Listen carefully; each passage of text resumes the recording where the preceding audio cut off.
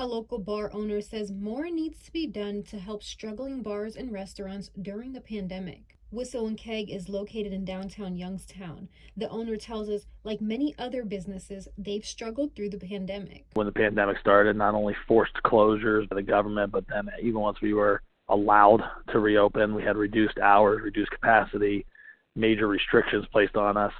So it's been a challenge. We never fully recovered from where we were at pre-pandemic. But unlike thousands of other businesses, they never received any help from the Small Business Administration's Restaurant Revitalization Fund. Was well underfunded and was basically set up as a government picking winners and losers from the get-go. Not everybody was eligible to receive funding off the bat. It had to be part of certain groups of society, and the funds ran out really, really quickly. The fund was set up to help bars and restaurants through the pandemic. Although $28 billion reportedly provided funding for more than 101,000 restaurants around the country, the Independent Restaurant Coalition says there are still 177,000 applications still waiting for funding. The coalition sent a letter to Congress last month asking for funding for the businesses that weren't able to receive it. A separate letter was sent to President Joe Biden urging him to help replenish the Restaurant Revitalization Fund,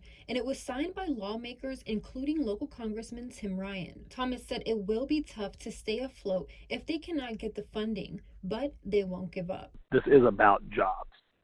And if we had these funds, it would allow us to not only increase our hours and be able to withstand the slow times, but potentially for us and 177,000 other restaurants around the nation, not close permanently. Thomas says he hopes more local lawmakers will jump on board with this request for funding. He says in the meantime, it's just a waiting game to see if the funds will be made available.